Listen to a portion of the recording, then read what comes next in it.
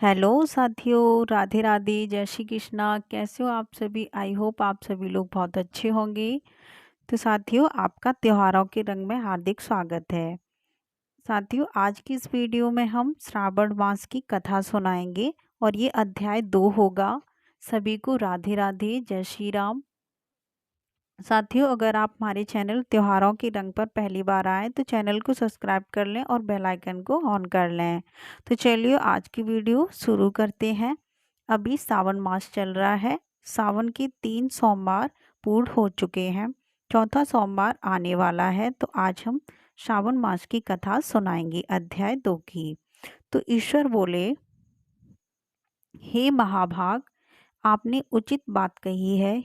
हे ब्रह्मपुत्र, आप विनम्र, गुणी, श्रद्धालु तथा भक्ति संपन्न श्रोता हैं। आपने श्रावण मास के विषय में विनम्रता पूर्वक जो पूछा है उसे तथा जो नहीं भी पूछा है वह सब अत्यंत हर्ष तथा प्रेम के साथ मैं आपको बताऊंगा। द्वेष न करने वाला सबका प्रिय होता है और आप उसी के प्रकार के विनम्र हैं। सबका, क्योंकि मैंने आपके अभिमानी पिता ब्रह्मा का 5वां मस्तक काट दिया था, तो भी आप उस द्वेष का भाव त्याग कर मेरी शरण को प्राप्त हुए हैं। अतः हे तात, मैं आपको सब कुछ बताऊंगा, आप एकाग्रचित होकर सुनिए। हे योगिनी, मनुष्य को चाहिए कि श्रावण मास में नियम पूर्वक नक्त व्रत करें और पूरे महीने भर प्रतिदिन रुद्राभिषेक करें। अपनी प्रत्येक प्रिय वस्तु का इस मास में त्याग कर देना चाहिए। पुष्पों, फलों, दांतों, तुलसी की मंजरी तथा तुलसी दलों और बिल्व पत्रों से शिव जी का लक्ष्य पूजा करना चाहिए। 1 करोड़ शिवलिंग बनाना चाहिए और ब्राह्मणों को भोजन कराना चाहिए। महीने भर धारण पारण व्रत अथवा उपवास करना चाहिए। इस मास में मेरे लिए अत्यंत प्रीतिकर पंचामृत अभिषेक करना चाहिए। इस मास में जो जो शुभ कर्म किया जाता है वह अनंत फल देने वाला होता है। हे मुने, इस माह में भूमि पर सोए, ब्रह्मचारी रहें और सत्य वचन बोलें। इस मास को बिना व्रत के कभी व्यतीत नहीं करना चाहिए। फलाहार अथवा हविष्यान ग्रहण करना चाहिए। पत्ते पर भोजन करना चाहिए। व्रत करने वाले को चाहिए कि इस मास में शाक का पूर्ण रूप से परित्याग कर दे। इस मास में भक्ति युक्त होकर मनुष्य को किसी न किसी व्रत को अवश्य करना चाहिए। सदाचार परायण, भूमि पर शयन करने वाला, प्रातः स्नान करने वाला और जितेंद्रिय होकर मनुष्य को एकाग्र किए गए मन से प्रतिदिन मेरी पूजा करनी चाहिए। इस माह में किया गया पुण्य चरण निश्चित रूप से मंत्रों की सिद्धि करने वाला होता है। इस मास में शिव के षडाक्षर मंत्र का जप अथवा गायत्री मंत्र का जप करना चाहिए और शिवजी की प्रदक्षिणा, नमस्कार तथा वेद पारायण करना चाहिए। पुरुष सूक्त का पाठ अधिक फल देने वाला होता है। इस माह में किया गया गृह यज्ञ, कोटि होम, लक्ष्य होम तथा अयुध होम शीघ्र ही फलीभूत होता है और अभीष्ट फल प्रदान करता है। जो मनुष्य इस माह में एक भी दिन व्रतहीन व्यतीत करता है वह महाप्रलय पर्यंत घोर नरक में वास करता है। यह मास मुझे जितना प्रिय है उतना कोई अन्य मास प्रिय नहीं है। यह मास सकाम व्यक्ति को भी अभीष्ट फल देने वाला तथा निष्काम व्यक्ति को मोक्ष प्राप्त करने वाला है। इस मास के जो व्रत तथा धर्म हैं उन्हें मुझसे सुनिए। रविवार को सूर्य व्रत तथा सोमवार को मेरी पूजा व नक्त भोजन करना चाहिए। श्रावण मास के पहले सोमवार से आरंभ करके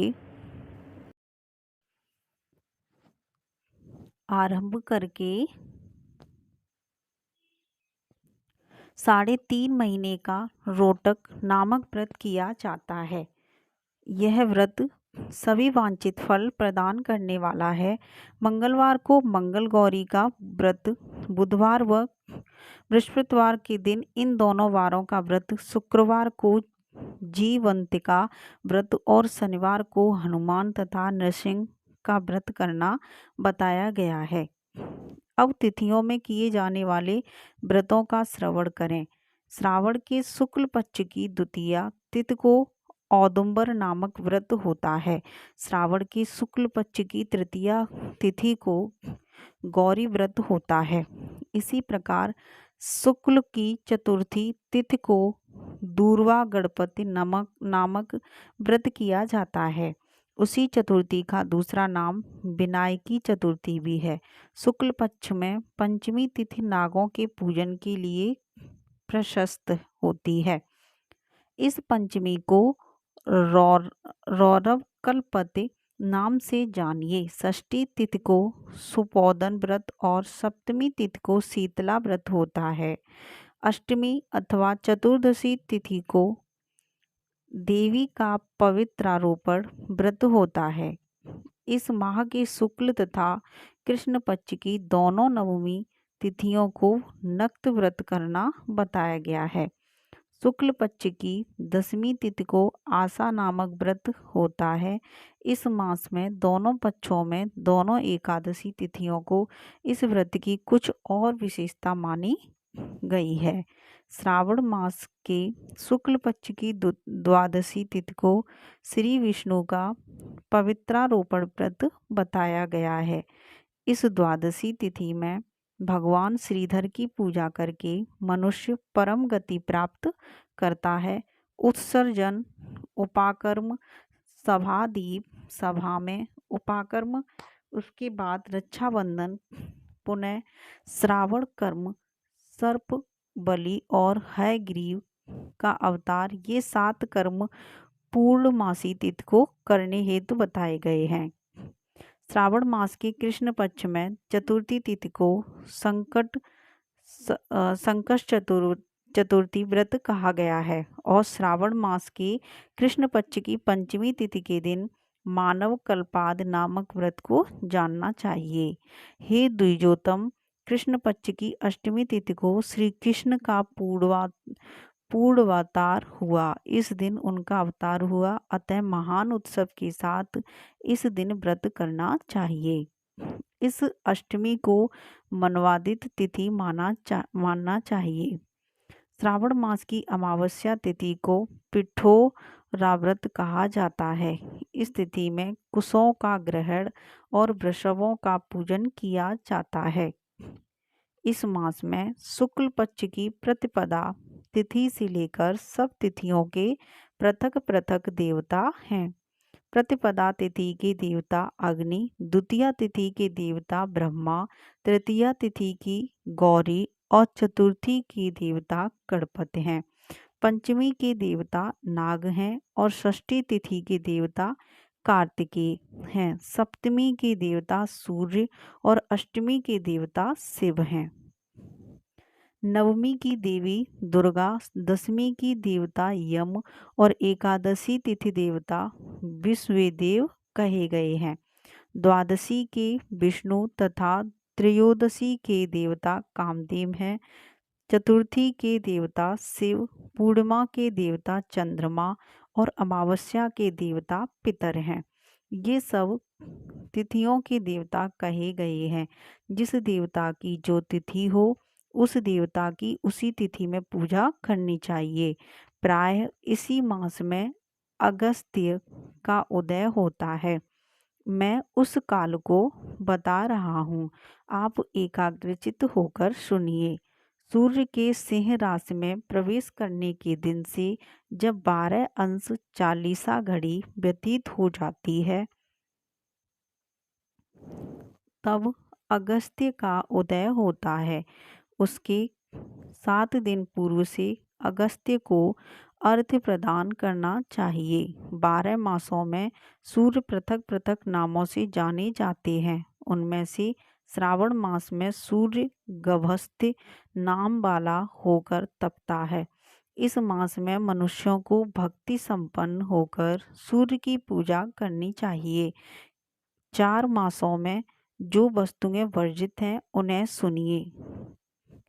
श्रावण मास में शाक तथा भाद्रपद में दही का त्याग कर देना चाहिए।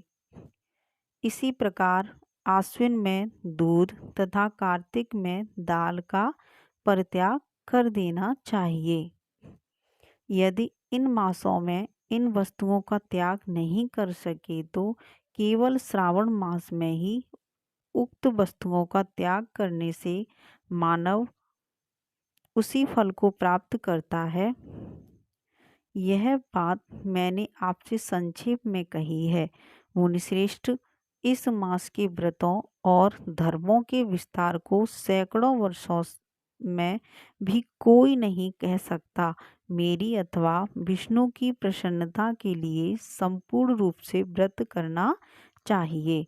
परमार्थ की दृष्टि से हम दोनों में भेद नहीं है। जो लोग भेद करते हैं वे नरकगामी होते हैं। अतः हे सनत कुमार, आप श्रावण मास में धर्म का आचरण कीजिए। इस प्रकार ईश्वर सनत कुमार संवाद के अंतर्गत श्रावण व्रतों कथन नामक दूसरा अध्याय पूर्ण होता है। साथियों, आज हमने श्रावण मास का अध्याय 2 सुनाया है जो पूर्ण होता है।